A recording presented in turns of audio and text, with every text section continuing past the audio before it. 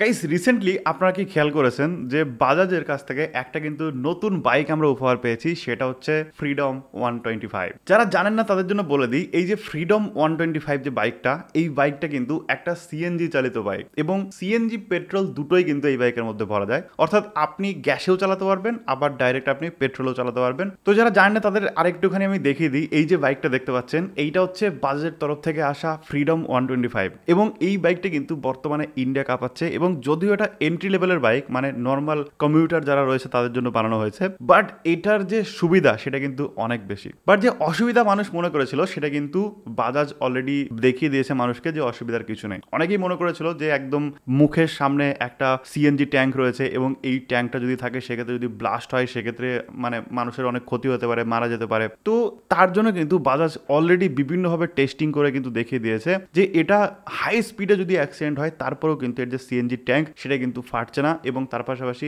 দুর্ঘটনার সম্ভাবনা কিন্তু অনেক কম। অর্থাৎ এখানে অনেক রকম ভালভ ইউজ করা হয়েছে এবং অনেক রকম কিন্তু সেফটি মেজার ইউজ করা হয়েছে, যার জন্য দুর্ঘটনার চান্স কিন্তু অনেক কম। এত বড় একটা কোম্পানি এত দিন ধরে মার্কেটে রয়েছে, এত দিন ধরে বাইক তৈরি করছে, তারা তো এটুকু তো বুঝতেই পারবে যে অ্যাকচুয়ালি কি দিয়ে কি হতে পারে। সো যার জন্য সেরকম ভাবেই কিন্তু বানিয়েছে। এবং বাইকটাই কি নেই, ডিজিটাল ইনস্ট্রুমেন্ট ক্লাস্টার থেকে শুরু করে ব্লুটুথ কানেক্টিভিটি থেকে শুরু করে সমস্ত কিছু কিন্তু বাইকটার মধ্যে দিয়েছে। এবং তার পাশাপাশি এই বাইকটার দামও কিন্তু মাত্র 95,000 থেকে 1,10,000-এর মধ্যে করেছে, মানে যাতে মানুষ অ্যাফোর্ডেবিলিটি যে ব্যাপারটা সেটাও যারা ফিল করতে পারে এবং মানুষ চাইলেই যাতে বাইকটা কিনতে পারে, তার জন্য কিন্তু এতটা কম দাম রেখেছে। এবার এটা এন্ট্রি সেগমেন্টে এখন রেখেছে, পরবর্তী সময় কিন্তু আমরা বড় বড় বাইকেও কিন্তু সিএনজি দেখলেও দেখতে পারি। যদি বলেন এর দরকার কি, এর দরকার হচ্ছে পরিবেশ রক্ষা করা। পেট্রোল বাইক পরিবেশের ক্ষতি যতভাবে করে তার থেকে কম কিন্তু সিএনজি বাইক করে। এবং এই ট্রেন্ডটাকেই ফলো করার জন্য কিন্তু সেপ্টেম্বরে আবার কিন্তু বাজাজ বলছে আমরা নতুন একটা বাইক আনতে যাচ্ছি যেটা কিন্তু ডাইরেক্ট ইথানলে চলবে। ইথানল কিন্তু অনেকেই জানেন এবং অনেকেই জানেন যে বাইকে কিন্তু এখন যে পেট্রোলগুলো ভরি বা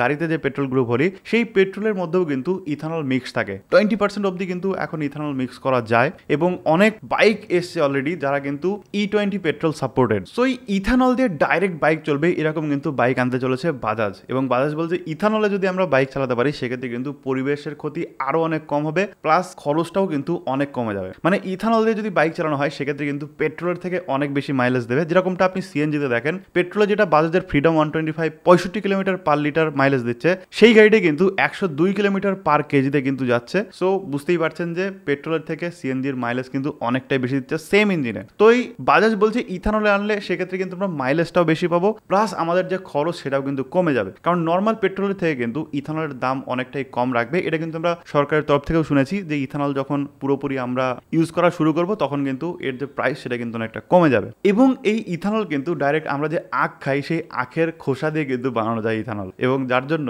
এটা কতটা সহজলভ্য হবে সেটাও আপনারা বুঝতেই পারছেন যে ইন্ডিয়াতে কত আখ প্রতি বছর তৈরি হয় এবং সেগুলো যদি আমরা রেখে দিই এবং সেগুলো দিয়ে যদি আমরা ইথানল তৈরি করি সেক্ষেত্রে কিন্তু আমরা অনেকটাই কম দামে পেয়ে যাব। মানে এটা জাস্ট ধারণা করা হচ্ছে, এবার কতটা কম থাকবে সেটা তো যখন পুরোপুরি ইথানলের যে পাম্প আসবে তখন বোঝা যাবে। তবে হ্যাঁ, বাজাজ কিন্তু অ্যাকচুয়ালি বাইক সেগমেন্টে এখন আসলেই রেভলিউশন নিয়ে আসছে। যেহেতু আমরা দেখলাম যে সেগমেন্টে একদম প্রথমবারের মতো কিন্তু আমরা একটা অফিসিয়াল সিএনজি বাইক দেখলাম, যদিও এর আগেও আমরা দেখেছি বাট সেগুলো কিন্তু মডিফাইড সিএনজি বাইক দেখেছি, কিন্তু অফিসিয়াল সিএনজি বাইক কিন্তু আমরাই প্রথম দেখলাম। তো সেক্ষেত্রে অফিসিয়াল যখন ইথানল বাইক আসবে তখন সেটা কেমন হবে সেটা কিন্তু আমরা সবাই দেখতে পাবো। তো এই সিএনজি বাইক নিয়ে মেনলি, ইথানল তো এখনো আসেনি, আমি আপনাদের ওই জন্য বেশি কিছু কথা বাড়াচ্ছি না, বাট সিএনজি বাইকটা নিয়ে ফ্রিডম 125 নিয়ে আপনার কি মতামত অবশ্যই কিন্তু কমেন্টে জানাবেন। তাহলে কিন্তু আপনার মতামতগুলো আমার সাথে যারা অলরেডি কমেন্ট করতে আসবে এবং ভিডিও দেখতে আসবে সবাই কিন্তু জানতে পারবে। এবং আপনার যদি কোনো কোশ্চেন থাকে আপনার সাথে যদি পার্সোনালি আপনি কথা বলতে চান সেক্ষেত্রে আমার ফেসবুকে অথবা ইনস্টাগ্রামে আমাকে ফলো করতে পারেন, সেখানে কিন্তু আমি ডাইরেক্ট আপনাদের সাথে কথা বলি। Thank you so much video দেখার জন্য।